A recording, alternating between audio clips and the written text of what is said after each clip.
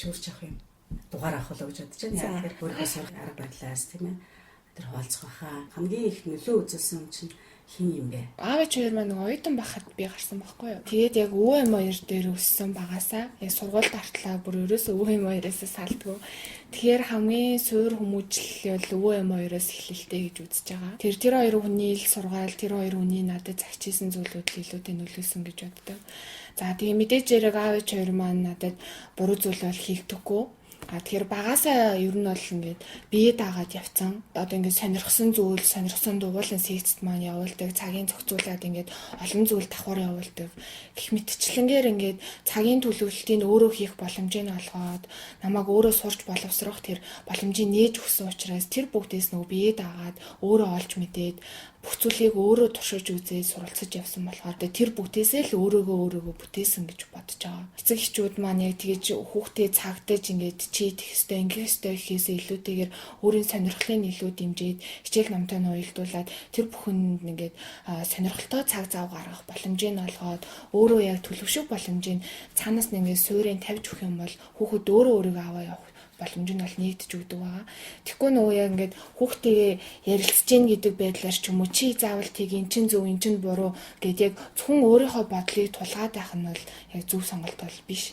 Тийм учраас хүмүүжлийн яг тэр гол чухал зүйл нь гэх юм бол яг өөрөө боловсрох тэр боломжийг нээж өгвөл хүүхдээ зөв замдаа чиглүүлэх хэрэгтэй гэж үзэж байгаа. Өглөөний гайхамшиг үйлчлэн дээр байхдаа илжсэний чиг тодорхой санаж байна. Хичээлийн шинжилж эхэлсэн өглөөний гайхамшиг эхлэлж бассандээс эхэлсэн гэжсэн тийм ээ. Тэгэхээр чи 2019 оны 9 сарын 1-ээс илүү.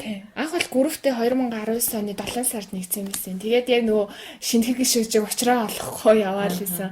Тэгжсэн аа ерөөсөө л хамгийн зөв гарцсан бол номоо л эхлэж унших юм байна гэж бодоод 8 сарын 25-нд номоо худалдаж авсан байхгүй. Яг 3 хоногийн хугацаанд уншиж дуусчаад 9 сарын сорилтын бүртгэл явагдчихсэн. Тэгээд бүртгүүлээд 9 сарын 1-ээс эхлэе хичээлийн шинжилгээтэй давхцуулаад ингээд яг шинэ бүхнийг эхлээд үзээ өөрийгөө өөрчлөе. Энэ жил бас юу хийж бүтээлээ гэж бодоод эхэлж исэн. За тэгээ 9 сарын 1-ээс эхлээд яг хичээл эхэлсэн учраас нөгөө манай хичээлээ сонгодог өөрөө хуваараа сонгодог. Дандаа 7-40 хичээлээ сонгоцсон. Тэгээд нэлийн эрт тусах шаардлагатай болонгод яг босгол асуудалгүй байсан байхгүй. Өглөө өөрөө нөгөө яг өмнө нь эрт босч исэн. Гэтэ яг юу хийхээ бол ингээд олж чаддгүй. Өглөөг яг хэрхэн зөв өнгөрүүлэх, тэр цагийг яаж ашиглах вэ гэдгийг сайн мэддгүй байсан. Номоо унсны дараа бол энэ бүх аюул тодорхой болоод би ийм зүйлүүдийг хийх хэрэгтэй юм байна. Ингэснээрээ надад эерэг үр дүн бий болох юм байна гэдгийг бол ойлгож авсан ба. Саад бэрхшээлтэй тал гэх юм бол өдрийн цагаар аюух нойр хүрдэг байсан. Эхний 10 хоногоор хичээл дээрээ унтчих гад ингээд ноцоороод тийм байдалтай явдаг байснаас бол өөр надад нэг тийм саад бэрхшээлгээд байх зүйл бол тулгараагүй. За энийг хэрхэн давсан гэх юм бол орой эрт унтдаг. За тэгээ өдрийн цагаар цонхтой цагаараа ч юм уу бага хэмжээний дуг хийгээд ийм байдлаар бол энийг зохицуулаад авч гарсан байна. Бас нэрээ нэгүр цагийн постууд групп дээр харагддаг өглөөний гайхамшиг группээс олж харж байсан байх л та. Тэг тийм жижиглж зорилгоо тавьтыг билээ штэ. Ерөнхийд нь биш тийм ээ. Би тийм онцлогийг анзаарч байсан. Детальчилж. Тэгээ их детальчилж, бүр наривчилж би яг булчингаа хөгжүүлнэ. Дэлхийн ертөнцийг өөрчлөхөөс илүүтэй өөрийнхөө хоол хүнсийг өөрчлөх гэдэг юм уу. Тэрсэл 3 дугаар сар тавьсан энэ зорилгыг чинь би харж байсан. 9 сараас сорилтоо эхлээ явж байгаа л тэгэл гүрвтэй ер нь аюу итгэвтэй бай гэж бодсон баг. Өөрийгөө зоригжуулаад өөрийгөө итгэвчүүлээд хин намайг сэтэлжүүлэхийн хэрэг би өөрөө л байгаад байдаг. Миний амьдрал миний ингээ өөрчлөлт хийж байгаа. Би өөртөө өөрчлөлт хийж байгаа юм чи ерөөсөө л хэлэх юм байна. Тэгэхээр би өөрийгөө зоригжуулаад сэтэлжүүл явах юм байна гэдэг үднээс бол групптэй ихтэй байгаад бусдад туршлага хуваалцдаг ч юм уу бусдад ярилцдаг байдлаар явж байсан. Явж байгаа хугацаанд 10 сарын үр дүнгээ хуваалцсны дараа хүмүүс аяух чат бичиж асууж исэн. Тэр дундаас ерөөсөө чи яаж төлөвлөдөм бэ? Хэрхэн ингээ зорилготой хүрэх вэ гэдэг талаар маш их олон асуултууд ирж исэн. Тэгээд тэр асуултуудын үр дүнд ингээ бодоод дүн шинжилгээ хийгээд чинь төлөвлөх хамгийн чухал зарчим нь бол ерөөсөө том зорилго тавьсан гэсэн тэрийг ингээд нэрийн жижиг хэсгүүдэд хуваагаад хамгийн чухал байд юм байна гэж үзсэн байна. За жишээ нь нэг жилийн 365 хоногийн хугацаанд би ийм зорилтуудыг төвчүүлнэ гэдээ одоо 3 том бүлэг зорилт тавьсан бол тэрийг нэг сардаа хуваагаад сараа 7 хоногт хуваагаад 7 хоногоо нэг өдөрт хуваах юм бол тухайн хүн тэр өдөрт хийх ёстой зүйлийг хийж амжуулж байна гэдэг маань 365 хоногийн дараа хүрэх зорилгоо өдөр болго ингээ алхам алхмаар биелүүлээд байна гэсэн үг байхгүй юу. Тэгэхгүй манай залуу үеийнхэн ч юм уу эсвэл хүмүүс нийтлэг ажиглагдаг зүйл нь юу вэ гэхээр яг ингээ зориг тавьчдаг, тэрийг мартчихдаг. Тэнгүүтээ яг жилийн дараа би энэнд хүрээгүй байна, би өөртөө юм хийж чаддаг юм байна гэж өөрийгөө голоод идэг. Тих хэрэггүйгээр яг ингээд өдөр алгаа хийх юмаа зөв тодорхой болгоцсны үндсээр тэрийг яг хийгээ явах юм бол тэр эцсийн зорилгодоо хүрэх боломж нь нийтэж өгч байгаа л гэж хэлмээр. Өдөр бүрийн сахилга бат тий. Гэхдээ нөгөө нэг ууж идээн гууд гарч тавихвал тий. За хоёлаа тгий ингийн гууд өөр юмр байгаад тий тэгхгүйгээр яг одоо миний зорилго юу вэ? Би юунд цагаа гаргах вэ гэдэг бол айгүй чухал тий. Эндээ тууштай ах гэдэг. Тэгээ түрүүн одоо өглөөний гамшигтаа хэрхэн яаж уулзаж учаарч хэрэгжүүлж эхэлснээр ярьлаа шүү дээ. Тэгэл үр дүн айгүй чухал байна. Тэгэхээр ямар үр дүн гаргасан бэ энэ хугацаанд? За 9 сарын 1-ээс эхлээд сорилтондоо оролцсон гэр одоо 3 сарын 1-ний сорилт маань миний 7 дахь удаагийн сорилт болж байгаа. Тэгэхээр 7 сар гэсэн үг. За энэ хугацаанд бол мэдээж хэрэг зөв хөвшил гэдэг зүйлийг бол өөртөө төлөвшүүлж чадсан. За амьдралын зөв хөвшил гэдэг маань юу багтж байгаа вэ гэхээр нэгдүгээрт бол өглөө эрт босоод сурцсан юм байна. За би өглөө эрт босоод сурахын тулд орой эрт унтдаг болсон. Тэнгүүд нөгөө авах ёстой нойроо зөв цагтаа яг аваад төлөвшүүлээ явж байгаа гэсэн. За хоёрдугаарт нь мэдээж хэрэг өглөө эрт босч байгаа юм чинь даваа талаа ашиглаад өдрийн хоолоо ол өөрөө дандаа гэрээсээ хийж авч явдаг болсон. Үүгээр дамжуулаад санхүүгийн хувьд ч гэсэн өдрийн ол гадуур идэх тэр ерөөсөө мөнгө зарцуулаагүй. Өдөр алхаа сургуулийн хоолоо хийж аваад тий. Тэр цаагаараа яг ингээд нөгөө мөнгөө хэмнэж байгаа юм шиг боловч энэ яг аюу зөв хөвшил байгаа байхгүй. Би өдөр тогтсон цагт ингээд хоолоо идэж гин. Мөн дээрээс нь өөрөө яг нөгөө хоолныхоо орс найрлагыг тааруулаад миний биед яг юу хэрэгтэй байна вэ? Би яг ямар хүнс хэрэглэвэл надад өдрийн цагаар ингээд шимт хичээл өгч яах гэдэг мэдээд авч байгаа. Дээрээс нь танилын үрээ маань нэмэгдсэн байгаа. Групп маань маш олон хүнтэй байсан дээ. Тэнгүүд ингээд пост оруулах болгонд урам өгдөг. Эсвэл уулзалтан дээр очиод ингээд танилцсан маш олон хүмүүс байгаа. Тэгээд тэрний ингээд бас төлөөлөл нь ингээд та хоёр болоод өнөөдөр подкастаа ярилцаж сууж байгаа. За оюутан хүний хувьд гэх юм бол өмнө нь болохоор бие даалт ингээд өгдөг, эсвэл даалгавар өгдөг. Тэнгүүд өмнөх шөнө ч юм уу хийдэг ийм алдаа дутагдал их байдаг байсан. Ингээд өглөөний гайхамшигыг хэрэгжүүлж эхэлснээрээ цагаа зөв төлөвлөөд явдаг болсон учраас тэг цагийн тулгаж хийх гэдэг асуудал ерөөсөө гарахаа байсан. Тийм учраас голч оноогоо ингээд сая намрын үлрэлт бол ахиулж чадсан байгаа. За тэгээд хит болсон бай тэгээд хитээс 3.3 байсан 3.5 болсон байна. Угаасаа л онцлогтой юм шүү. Ийм л мэдээж хэрэг нөгөө айлын том учраас үүрэг хариуцлага гэж байгаа. Тэгээд аав ээжээсээ нийт гэж санхүүгийн хувьд ингэж дарамт болгоод гэж боддгоо цагийн ажил хийдэг. Сая 9 сараас болохоор ингээд дадлага хийя мэрэгчлээ ер нь илүү ингээд мэрэгсэн боловсруучсан болъё гэдэг үүднээс бол дадлага хийх боломжийг өөртөө олгосон байна. Тэгэхээр ингээд дадлага, хичээл, цагийн ажил гэдэг энэ бүх зүйлийг амжуулаад явхад бол яг өглөөний гахамшиг бол тусалсан. Бүх зүйлээ төлөвлөөд нарийн төлөвлөө. Тэгэхээр ямар цаад бэрхшээл тохиолдсон би тэрийг даван тоолох сэтгэлийн хаттай болж төлөвшөж байгаа байхгүй юу. Тэгэхээр нэг өгүүлбэрээр өглөөний гайхамшигыг тодорхойлох юм бол өглөөний гайхамшигыг хэрэгжүүлснээрээ би зүгээр өглөө эрт босоод ном уншаад хувь хүний хөгжилтөө цаг зарцуулаад байгаагаас илүүтэйгээр энэ маань цаагаараа өөрөө мигмартия гэдэг хүнийг энэ санаа, сэтгэл санаа болон бие махбодын хувьд маш том хүчрхэгжүүлж байгаа зүйл юм аа л гэж хэлэхээр. Тэнцвэртэй хөгжүүлж чадсан тий гоё үг байна тий. Яг бидний зориод байгаа зүйл яг энэ байхгүй юу. Хүмүүс ингээд жижигхэн юм хийгээд байгаа юм шиг болов цаанаа хөрх үрдэн бол үнэхээр аваад гэртээ бас түжигнүүлнэ шүү. Тэгэхээр энийг чинь ээж авч чи яаж хүлээж авсан бэ? Чиний энэ өөрчлөлт дээр ямар нэгэн урам өгч гин үү? Чамайг ажиглаад одоо юу хэлж гин гэдэг сонирн байна тий. Одоо гаргаж байгаа үр дүнгээсээ би мэдээж эрэг урамшаа явж байгаа шүү дээ. Түүнээс гадна надад энэ бүхний ард гарахад тусалсан маш олон хүмүүс байгаа. Тэдгээрээ нэгдүгээрт нь яа харахгүй гэр бүлийнхэн маань одоо өглөөний гайхамшигаа хэрэгжүүлээд явж байхдаа бол би ийм юм хийж байгаа шүү гэж ерөөсөө хэлдэг байсан байхгүй юу. Гэтэ ингээд би орой унтах шаардлагатай болж байгаа өглөө юмнуудаа амжуулж байгаа. Орой 12-1 хүртэл унтаж хичээл хийдэг байсан бол өглөө хийх нь илүү дээр юм байна гэдэг зүйлийг өөрийнхөө үйлдэлээр харуулаа явсан. Үүний үр дүнд болохоор гэрийнхэн маань дагаад орой эрт унтдаг болсон. Надад нөгөө амрах цагийн маань боломжийн маань нээгээд Тэгээд яг надад ингээ боломж нээж өгч байгаа юм шиг боловч энэ маань өөрсдөө ч гэсэн өглөө эрт босон 22 дундах тарлыг төлөвшүүлээд хоёр дүү маань ч гэсэн яг ингээд хангалттай хэмжээний нойр авах энэ боломжийг нээж өгч байгаа. Тэнгүүд орой эрт унтаа чи, орой эрт унт чи ингээд ятраад ингэх тийм хэлэх юмнууд одоо ингээд тэр ээж аавын зүгээс хэлэх тэр зүйлс бол багассан. Тэнгүүд мэдээч яриг үр дүн нь харагдаад байгаа юм чинь тэрийг ингээд цаагаараа дэмжиж байгаа намайг мэддэгдээд байгаа байхгүй. Яг ингээд шууд чи ястай амар мундаг болсон байна миний охин гэд ингээд яг хэлэхгүй байгаа ч гэсэндээ бүх талаараа намайг дэмжиж байгаа нүгэл тул болгоноор нь харагддаг. За тэгээд 1 сарын 20-ны өдрийн нөгөө Монголын радиогийн ярилцлага ээж аав маань сонсоод ямар мундаг юм бэ, юм хийгээ явжсэн юм уу гэд тэр хүртэл ингээд хэлжсэн аюу гоё санагдчихсан. Хөдөө идэг өвөө сонсчоод аав ээжээр хэлжсэн байхгүй юу. Тэгээ бүр надад аюу гоё санагдчихсэн. Тэнд байгаа хүнд хүртэл би ингээд хурцсан ингээд хурч чадж байгаа юм чинь өөр маш олон хүмүүс нөлөөлж байгаа хаа гэд. Бүр нүдэнд нулимс хэлээ. Ямар гоё юм те нөгөө ингээд одоо өвөө нь ингээд ач зээ нарынхаа ингээд амжилтыг ариатаагаар бүр Монголын ариатаагаар сонсно гэдэг бол бас үнэхээр nice юм те. Миний бүр ингээд нулимс баярлалаа өмнөөс нь. Тэгээд чи ингээд түрүүнээс хойш 2 дүүгээ гэдэг айлын том охин гэдэг хариуцлага гэдэг зүйлийг их олон ярьж байна л та.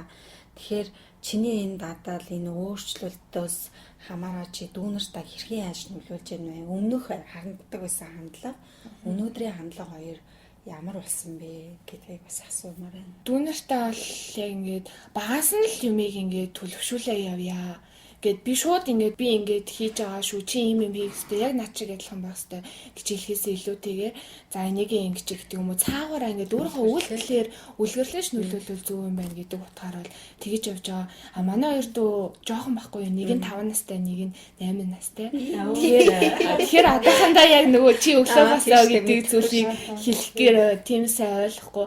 Тэнгүүд ингээд намайг тасгалаа хийж ангууд өө анаа тасгалаа хийж ингээд ч юм уу байдлаар хүлээж авдаг. Ингэж байгаа учраас чимээгүй бэ гэдэг ч юм уу. Ингээд цаагаараа яг энэ бүхнийг ойлгоо явж байгаа. Тийм учраас яг нас нь болоогүй байгаа юм чинь одоохондоо бол яг өөрийнхөө үйлдэлээр харуулаа явъя гэж бодож байгаа. 1 сараас эхлээд дүүнартаа сар алга нэг зүйлийг ингээд зааж өгье гэд явсан байхгүй. Тэгэхээр 12 сарын дараа ихэд би 12 шинэ зүйл дүүнартаа сурах чинь. Тэгээд тэрийг хэрэгжүүлээд явж байгаа. Гэтэ яг ингээд хангалттай хэмжээний үр дүнд хүрэхгүй байгаа хэдий ч гэсэн энийгээ үргэлжлүүлээд тах юм бол одоо нөгөө баг багаар тодорхой үр дүн гарнаа гэд найдаж явж байна. Манай нөгөө өглөөний гамшигтаар зарласан зүйлээр одоо тэргүүлээд тий юу лээ номын тэмдэглэлийн уралдаан тий тэгээд номоо за ингээ номын сонголт өгч байгаа шүү дээ 50,000 төгрөгийн ном авах хэрэг гэсэн чи хүүхдийн ном авахгүй юу би гайхаад тань ийм жоохон хүүхдээ бол яагаад хүүхдийн ном аваа эсвэл ах ихчээгээ хүүхдэд өгч байгаа юм болов гэдгсэн чи сүүл тэрний учрыг ойлгосон постороос ойлгуулсан тэгээ дүүнэртээ авч өгч уншуулсан. Тийм нөө 3 дугаар ангийн дүү маань уншаад бичээ сурц юм чинь гээд тэгээ дүүдээ уншуулсан чинь бүх ингээд ойлголтыг надад ярьж өгөөд би ингээх ёстой юм байна гээд тэгээ тэн дээр номон дээр гарч байгаа зүйлсийг надад тайлбарлаж өгөөд чи яг ингээ юуг ойлгоо гэж би бүр зориулт асуусан байхгүй. Тэнгүүд яг ийм зүйлийг ойлгосон. Би хүсэл мөрөөдөлтөй байх хэрэгтэй юм байна. А гэтээ хүсэл мөрөөдөлтөө хүрэх зам маань дартан биш байх юм байна гэд. Айгүй өөрхөн зүйлүүдийг ойлгосон насандаа баймаар зүйлүүдийг. Тэгэхээр эцэг эхчүүд яг хүүхдүүдэд тийм зүйлийг ойлгуулъя гэж байгаа бол өөрөө шууд ингээд зааварлахаас илүүтэй номоор дамжуулах ч юм уу эсвэл тийм нэвтрүүлэг үзээд дараа нь ярилцвал илүү үр дүнтэй юм байна гэдэг эндээс ажиглаж авсан. Чиний ирээд өгчнээ сайхан гэж тийм доктор Сүс гэдэг нөгөө Америкийн нэрт хүүхдийн зохиолч байсан. Тэгээд энэ хүний бас номнууд бол үнэхээр дэлхийд алдартай юм лээ. Би одоо өөрөө бас ингээл тэр үедээ за сайн гэж бодол гаргаснаа сүүлд бол бүр ингээд номын худалдаан дээр зогсож гадаадууд дээрээ бүгд бүр ингээд хайр нь хүрээд монгол хэл мэдэхгүй хүртэл аваа явдаг байсан байхгүй. Тэгээ би бүр энэ зохиолчийн нөгөө бүтээл нөөрөө хүүхдийн нөгөө сэтгэн бодох чадвар анализ хийх чадварыг илүү сайжруулах үгийн зам үг байдаг гэдэг тийм нэрийн тодтолтой зохиолч юм байлээ. Тэгээ сая бас мэмэр тväгийн ярианд гарч ийн л да. Нэ сар болгон хүн өөртөө сорилт одоо ингээд нэг юм зориг тавиад сар болгон ингээд хэрэгжүүлдэг шиг эгчин дүүдээ, ахын дүүдээ сард нэг юм зааж өгнөдөг нэрээ ингээд эргээ бодоход бүтэн жилийн дараа ихэд 12 зүйлийг дүүдээ заасан буюу үлгэрсэн байх нь шүү дээ. Энэ бас их гоё юм. Дэлхийн ертөнцийг өөрчлөх яах вэ? Ядтал идж байгаа тоол хүнсэндээ өөрчлөлт хийя гэд. Жишээлбэл өөрийнхөө хоолтын тухай ярьж өгөөч. Ямар ч гэсэндээ гадуур хоолтгүй юм байна. Өдрийн хоол өөрөө бэлдээ аваа авчиж байна. Тэгэхээр хоол хүнс гэдэг бол бид нар нөгөө эдийн төлөө амьдарч байна уу, амьдрахын төлөө идэж байна уу гэд бодоод үзэн мэдээж хэрэг амьдралынхаа турш амьдрахын төлөө л идэж байгаа хүмүүс шүү дээ. Тэгж хардаг байхгүй. Тэгэхээр хамгийн чухал бидний бие физиологийг ингээд хөдөлгөж байгаа хүч бол хоол хүнс. Тийм учраас яг зөв эрүүл хоол хүнсийг л бол хөвшүүлэх хэрэгтэй гэж яг 9 сар сарилтаа эхлүүлэхдээ бодоод тэнгүүд миний хамгийн том дутагдaltaй тал юу байсан бэгээр хоолтын тал дээр бол ерөөс амттай айгүй хийдэг. Тэрнээсээ болоод ингээд ходоод өвддөг, шаналдаг, яг амар зөөрөд би дэлгэрээд идэв гэсэн. Тэгээд яагаад ингээд хүмүүс өөрийгөө өөрчлөөд, амьдралын маягаа өөрчлөөд болоод тахад би ингээд нэг зүйлд ингээд сэтгэл шулуудаад энийг өөрчилж болохгүй мэй гэд 9 сарын сорилтоогоо хамт 30 хоногийн хугацаанд ерөөсөө нэг ширхэг амттай идэхгүй бэ гэсэн сарилтыг давхар хэрэгжүүлээд тэгээд хамгийн сонирхолтой нь би ерөөсөө амттай идэг байхгүй 30 хоног бүрэн үнэхээр тэр хүслээ давж гарч чадсан.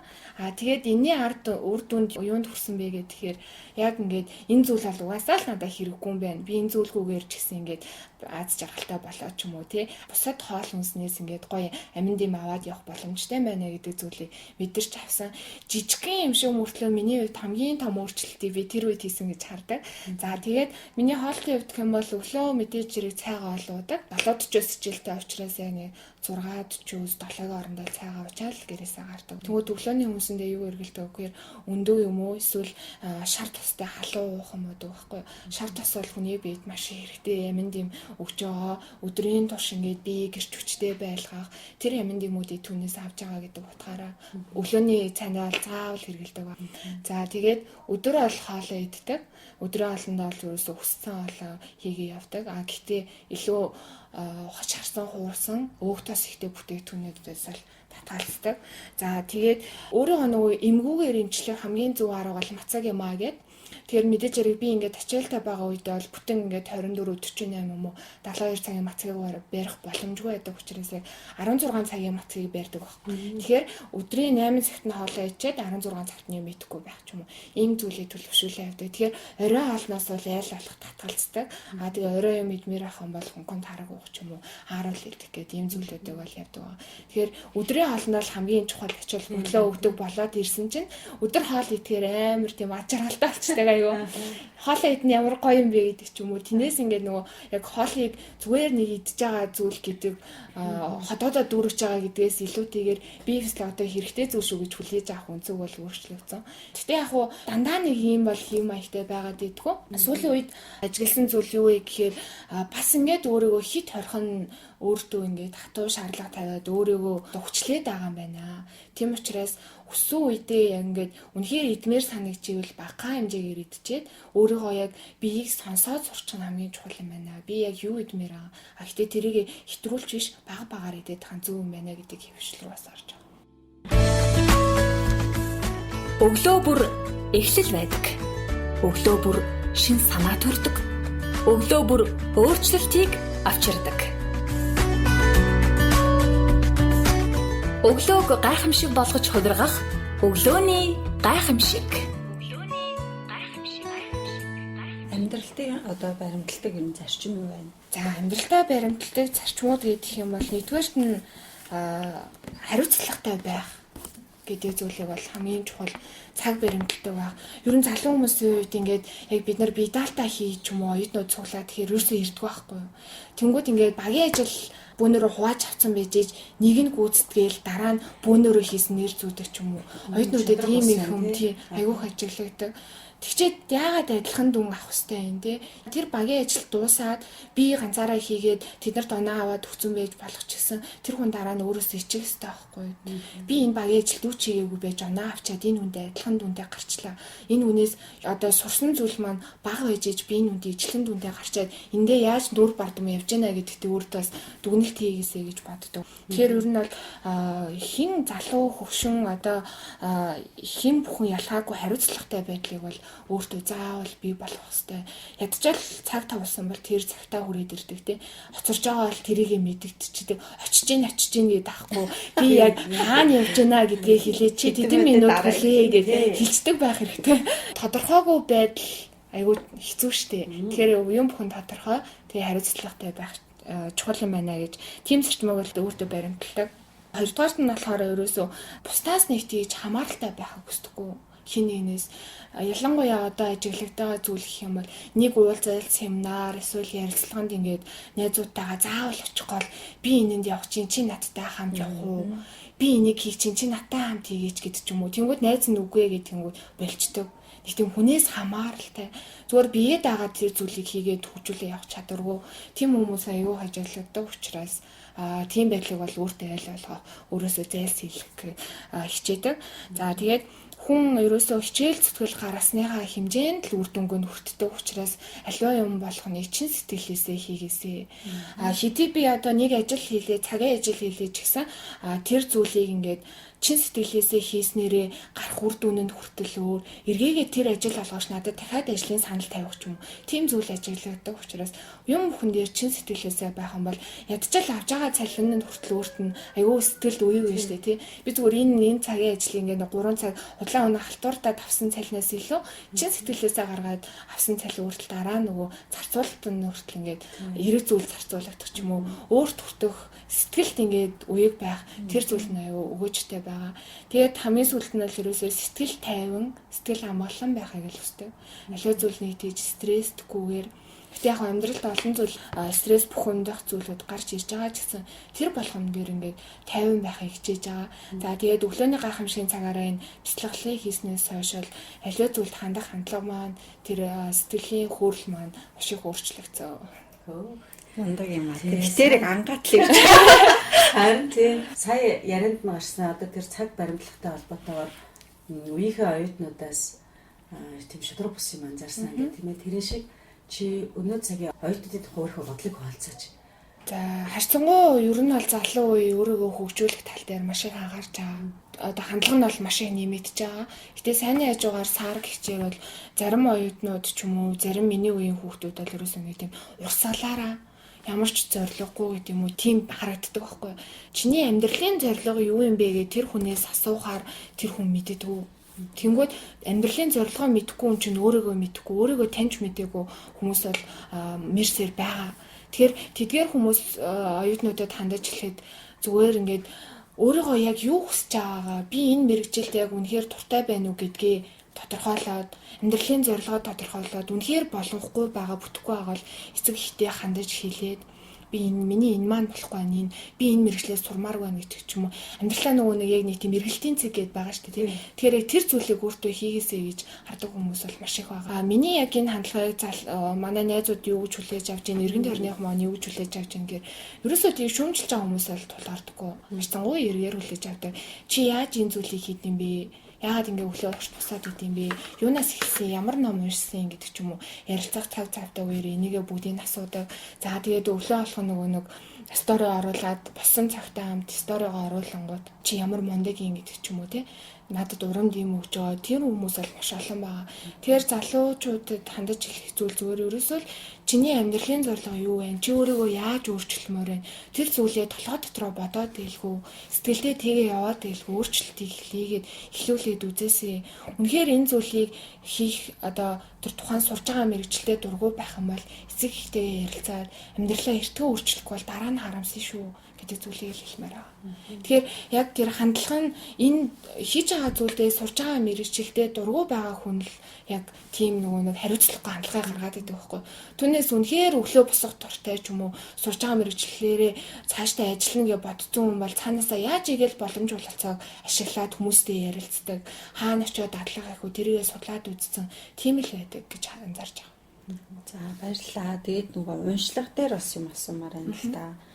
Одоо энэ хугацаанд ямар номнууд уншив, аль номноос нь ямар одоо гоё мессежийг авч өөрийнхөө амьдралд бас хэрэгжүүлж юм те.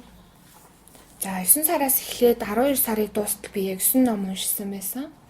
За он гараад бол яг 1-7 хоногт нэг ном гэдэг зарчмаар л явж байгаа. Мэдээж хэрэг энэ бүх өөрчлөлтийг хийх хамгийн гол сэжүүрийг авсан ном бол өглөөний гайхамшиг ном. За тэгээд өглөөний гайхамшиг номыг онцлог болсон шалтгаан нь тухайн номыг уншиж байхад надад нэг үг хамгийн ингээд сэтгэлийн нэг утсыг нь хүндэн гэдэг шиг тийм тасан байхгүй. Тэгэхээр тэрний байсан бэ гэхээр өөрийгөө сайжруулахгүй бол амьдрал маань ч гэсэн сайжрахгүй гэдэг. Тэгэхээр эндээс л яг гол сэжүүрийг аваад би нэрэл өөрийгөө өөрчлөх гэж өөрийнхөө энэ зөв хөвшил рүү тэмүүлж чадсанаар миний амьдрал гэсэн яг тэр зөв цэг рүүгээ тэмүүлэх юм байна гэдэг зүйлийг олж харсан.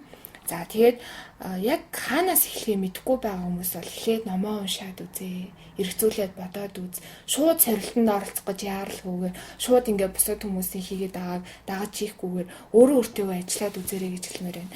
Дараагийн онцлог ном нь болохоор хөөх мөч Белинда гэсэн. Яг нэг өнөөгийн нөхцөл байдал дэлхийн улс оронд ямар нөхцөл байдалтай байна? Эмэгтэйчүүдийн эрх тэнд яаж хөндөгдөж байна? Охтууд сурч боловсрох эрхээр яаж хязгаарлагдж байна? Гэр бүл төлөвлөлт ихэр хэмжээнд явагдаж байна вэ? Дургуун үнтэйгээ одоо ингээд гэрлээ явдаг. Энэ нь эргээгээд эмэгтэй хүний амьдралд ямар сөрөг нөлөө үзүүлж байна вэ гэдэг зүйлүүдийг тэндээс олж харж болно. Тэнгүүд би энд ингээд хүссэн хүнтэйгээ ингээд найзлан нөхөрлөө явах боломжтой. Хүссэн үедээ гэр бүлээ төлөвлөөд би яг өөрийнхөө зарчмын дагуу ингээд одоо нөгөө төрөлтөө тодорхойлоод ч юм уу тий ингээд явах боломжтойгоор би даваа талтай байна гэдэг зүйлийг олж харж байгаа ч гэсэн яагаад миний эргэн тойронд ийм зүйл болоод байгааг би хараад тэр бүхэн тусалж болохгүй юм бэ гэсэн сэтлийг тэндээс олж авсан байхгүй юу. Магадгүй 10 жилийн дараа 5 жилийн дараа ч юм уу би тэр өөрчлөлтийг хийх хүн нь өөрөө байх ёстой гэдэг сэтлийг тэндээс авсан. Одоогоор яг өөрчлөлтийг хийх тийм цаг нь биш гэж би харж байгаа. Зүгээр эхлээд өөрийгөө өөрчилсөний дараагаар л тэдгээр хүмүүс туслах нь зөв юм байна гэдэг өнцгөөс бол гэтээ тэр сэтэл бол миний толгой дотор явж байгаа. Мэлхэнэ гэсэн хэлсэн үгнээс нь болохоор хүмүүс бусдын оронд өөрийгөө тавьж зовлон шаналлыг нь мэдэх аваас нийгэм тэр чигтээ зөв чиглэлд ордог гэх. Тэгэхээр яг тухайн мөчөд миний яг тэр бусдад нөлөөлөх хэмжээний цаг хугацаа ирэх үед би тэр хүмүүсийн оронд өөрийгөө тавиад тэр хүмүүсийн оронд өөрийгөө мэдрээд зовлон шаналлыг мэдэрснээрээ би тэр хүнд туслах юм шүү гэсэн тэр сэжүүрийг авсан учраас энэхүү хоёр номыг бол анзламаар байна. За баярлалаа. Тэгээд Мелинда гэсэн номд гэр бүл төлөвлөлтийг аягүй их тэгж чухалчилж тавьсан юмсан. Тэгээ яг ингээд нэлээ ингээд цаг гаргаа бодохоор үнэхээр л те чухал цаана ээжээ эрүүл мэнд, хүүхдээ эрүүл мэнд, гэр бүлийн төсөв, санхүү, аав дээрх дарамт те би дурсчул тийм маш олон асуудлууд явдаг. Мелинда Гейтс ч 2019 оны дэлхийн нөлөө бүхий эмэгтэйчүүдийн нэгж жагсан мэлээ. Үнэхээр жагсахаас чарахгүй мэлээ штэ. Дэлхийн одоо буйны байгууллагуудаас одоо яг өөрийнхөө өөр санхүүжуулдаг буйны байгууллагаас ерөөсөө санхүүжилтаараа дэлхийд нэг явдаг те. Ийм гайхалтай эмэгтэй юм лээ. Тэгэхээр бид нар суралцахаас өөр аргагүй. Тэгээ чи бас тэр одоо төрөлтэй те залуу охтуудын хувьд аягүй чухал байгаа те алтаж эндгээ сэргийлнэ дараа нь ингээд хүүхдээ хүмүүжэл эрүүл мэндийн асуудал гэдэг энийг бас онцолж харсан байна. Тэгээ зүгээр би чиний яриаг ингээд сонсож сууж байхдаа ээж аав хоёроор маш их бахархаж байна. Тэгээ би зүгээр эндээс ямар дүгнэлт хийвэ гэхээр өглөж биш үлгэрлэж хүмүүжүүлдэг л ээж аав хоёр юм байна гэсэн юм төрлөө. Тэгээ хоёрдугаар тэгэхээр нөгөө хүн заавал нөгөө үгээрээ ингээд гоё үг хэлснээрээ ч юм уу муухай үг хэлснээрээ ч юм уу хүнд харагддаггүй цаана хүний нөгөө харц үйлдэлтэй биеийн хилэмж өөрөө бүхийг бас ингэж илэрхийлж яадаг хүмүүс нөгөө ингэдэг юм байна л да. Би энд муухай үг хэлээгүй штэ гомдох юм хэлээгүй штэ гэж байгаа боловч үйлдэлээрээ нөгөө чин сэтгэлийн бус байгаа нь өөрөө аянда хүний ингээд харцнаас нь харагдчихдаг. Тэгэхээр ээж аваар чинь яг л тэр биеийн хилэмжээрээ үйлдэлээрээ та нартаас үлгэрэлдэг их гайхалтай бас их алсын хараатай. Тийм байна. Их ээж аваар байна. Тийм ээж аварын хүүхэд ундаг байхаас ч өөр нэрэн дээр сагарсан шүү дээ тийм ээ. Одоогийн оюутнууд маань ингээд амьдралынхаа зорилгыг арай өөрөөр харуулгээд тэгэхээр та хоёроос би бодлож асууя л да. Амьдралын зорилго гэдэг энэ үг хүн их гоё үг хэрнээ ягаад ч юм хүмүүсийн үгийг их тийм томоор эсвэл өөрөөсөө холуур тийм ээ ингээд бодоод ах шиг санагддаг юм аа. Тэгэхээр яг амьдралын зорилго гэж яг юу юм бэ ер нь хариултгүй олон асуултуудыг нэг биш юм байгаа гэж заримдаа надад боддог. Хүнээс энэ асуултыг асуухаар одоо бараг л ямар тэнэг асуулт асуудгийг ингэж шүүмжлүүлэхээр болчихжээ. Тэгэхээр амьдралын зорилго гэж юу юм бэ? Хүн байхын утга учир юу юм бэ гэдэг ийм асуултыг асуухаар хүмүүс айгүй зээл хийдэг байхгүй юу? Гэтэ эдгээр зүйлийг яг бодоод үзэхээр үнэхээр л нөгөө энэ зүйлийг бодсны ар заавал миний амьдралын зорилго одоо баян мөнгөтэй болох гэхээсээ илүүтэйгээр хувь хүний мөн чанар гарч ирд юм болов уу? Хүний яг баримтлах ёстой зарчим нь тэндээс уран гарч ирд юм болов уу гэж бодож байгаа. Зорилго нь өөрчлөгдөж болно. Гэтэ яг цаад мөн чанартай чи тэр зорилгод хүрэхийн тулд хэн байх ёстой юм бэ гэдгээ энэ асуултын үндсэн дээр бодоод олоосай. Чи өөрийгөө яг амьдралын туршдаа яг юу хийж бүтээх ёстой хүн юм бэ? Тэрний турш би яг ямар хүн байх ёстой юм те? Бусдад юугаараа нөлөөлдөг байх юм бэ? Тэр өөрийнхөө нөгөө нэрийн удас гэдэг шиг тийм нэг гоё зарчмаа гаргаад ирээсэй л гэж би боддتي. Тэрийгэ тодорхойлчих юм бол хүмүүс бол өөр юунаас ч хазаахгүй. Одоо нөгөө би худлаа хэлэхгүй, хулгай хийхгүй гэдэг зүйлийг төлөвшүүлсэн бол тэрнээс хазаахгүй л явхаар яг сайн сайхан л хийлээ шүү дээ, тий. Тийм учраас яг энэ асуултыг зүгээр өөрөөсөө бодоод нэг тийм хүнээр хүлээж авахгүйгээр энгийн байдлаар би юу руу чиглээд байгаа юм бэ гэдэг дээрээ төвлөрөөсэй л гэж үзэж байгаа. Гэрлэгээ.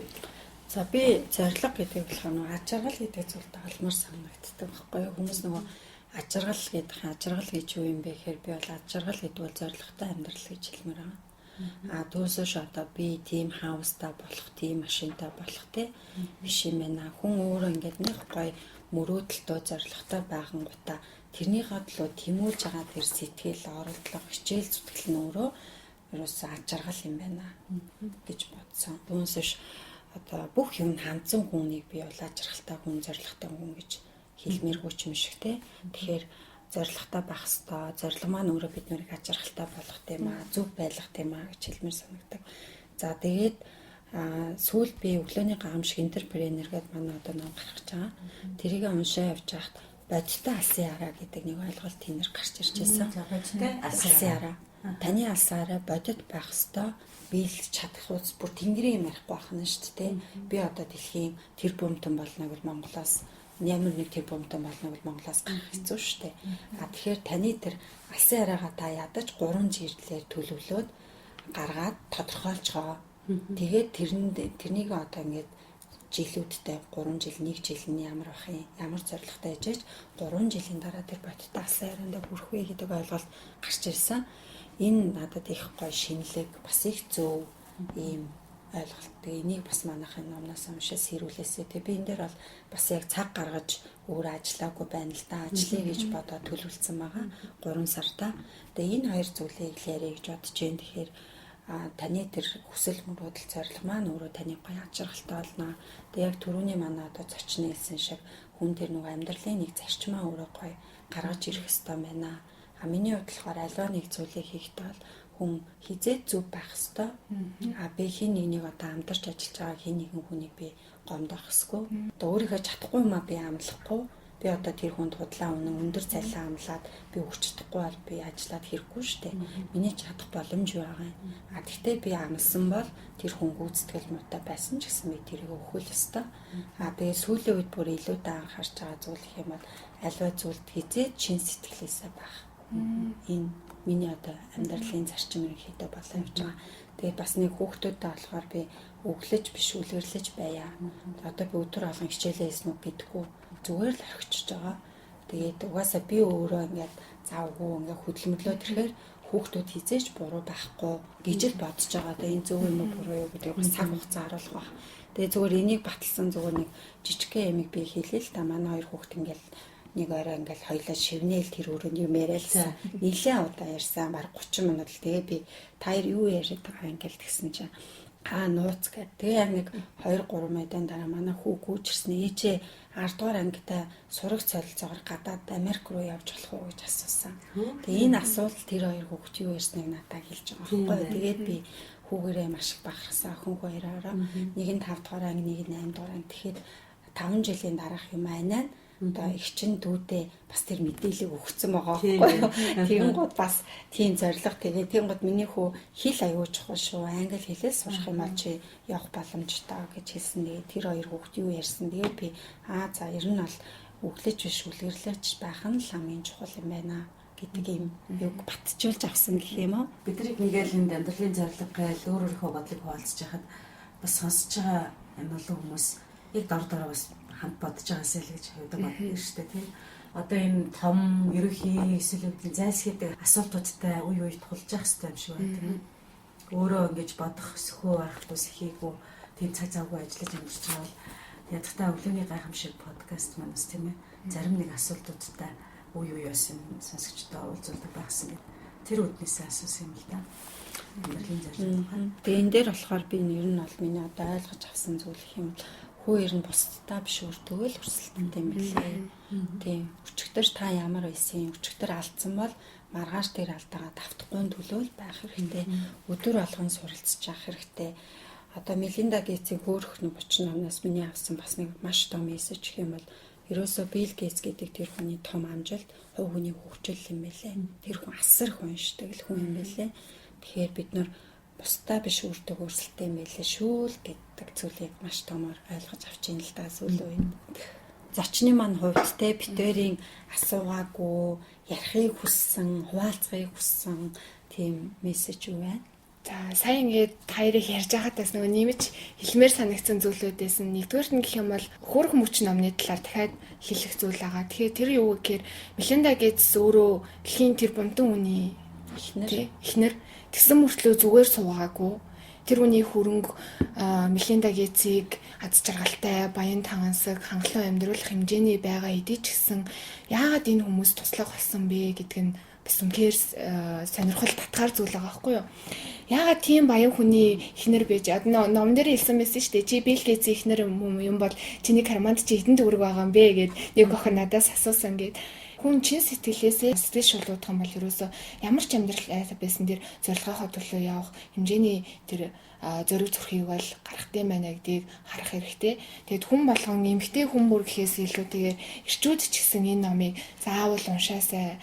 Магадгүй эмгтэй хүний амьдралыг өөрөөр харах өнцөг нэгдэх байхаа гэж хэлмээр байна. За түрүүний нөгөө гэрлэгч хэлсэн шиг гүглэж шүлгэрлэж хүмүүжүүлъя гэдэг дээр одоо хүртэл ингээд миний найзуудын ээж аав нь хүртэл ингээд эмгтэй хүүхдийг байнга ингээд цагтдаг чи ингээ хаана явж гин юу хийж хичээл чинь тарсан уу гэдэг ч юм уу.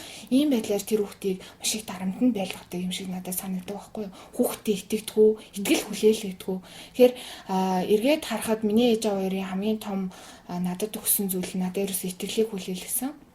Миний хүн буруу зүйлийг хийж яваагүй.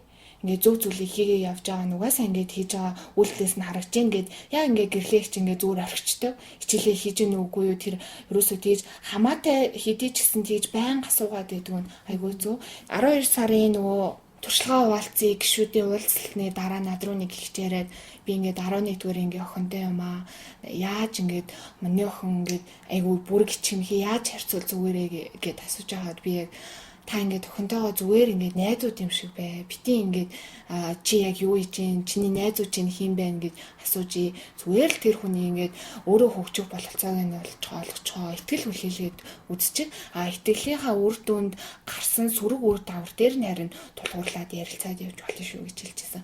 Эрсэгчүүд маань ч гэсэн энийг анхаарад үзээсэй гэж хүсэж байгаа. За эцэст нь хэлэхэд би гаргаж байгаа үр дүнгээсээ урамшаад зөрөг ороод ч юм уу те энд бүгдээсээ урам аваад явж байгаа хэдий ч гэсэн энэ бүхний ард надад тусалж исэн маш олон хүмүүс байгаа. Нэгдүгээрт нь бол ээж аа маань бол ингээд тусалж байна. Дүүнер маань хүртэл ингээд нөгөө яг юм яаж байгаа чимээгүй байлгая анаа юм яаж гэдэг болсон ингээд. Тэгээд хоёрдугаарт нь манай найз залуу надад бүр ингээд аюу хурам өгдөг. Түрүүний нэг уулзалтан дээр хэлчихсэн бид хоёр хол байдаг байхгүй юу. Гэтэ одоо л хамтаага л да амраад ирсэн байгаа. Хол цагийн зөрүүтэй тэнгууд би ингээд өглөө одоо 4 цагт босхын тулд орой заавал 9 цагт унтах шаардлагатай болно.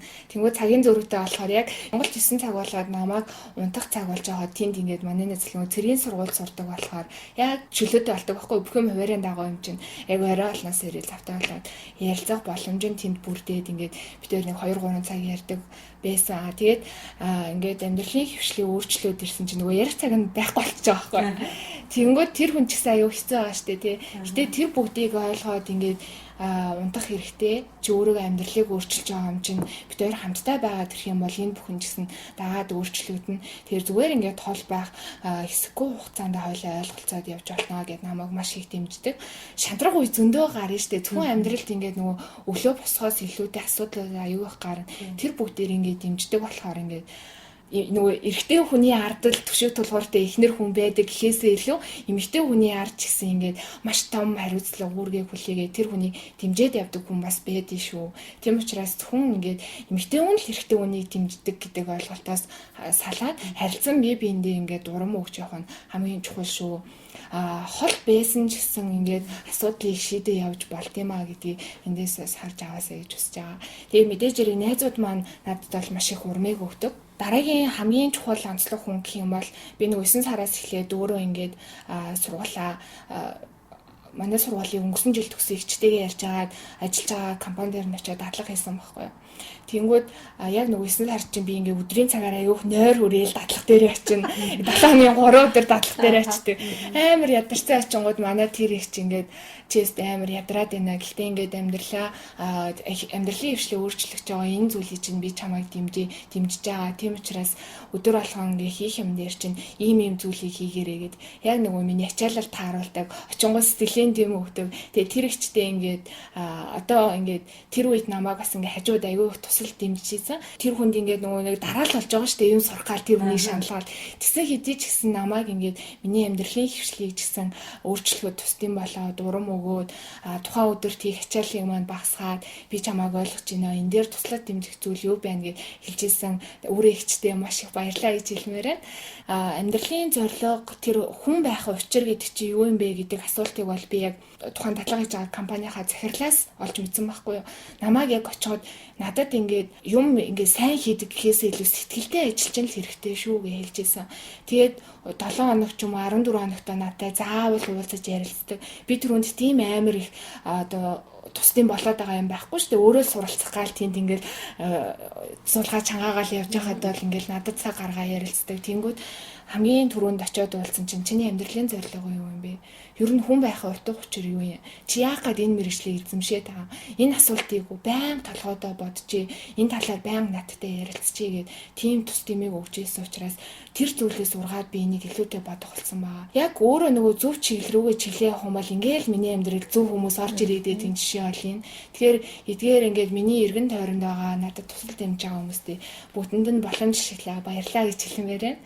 Тэгээд магадгүй өнөөдөр тэр хүмүүсээс авах зүйл надад илүү байгаа ч гэсэн эцэг нэг өдөр би тэр хүмүүст зөвхөн ингээд эд хөрөнгөтэй материалын зүйлээр би сэтгэл санаагаар ч гэсэн өөх өдөр ирнэ гэж хэлмээр. Мундаг юм байна. Сэтгэл хөөггүй болголоо.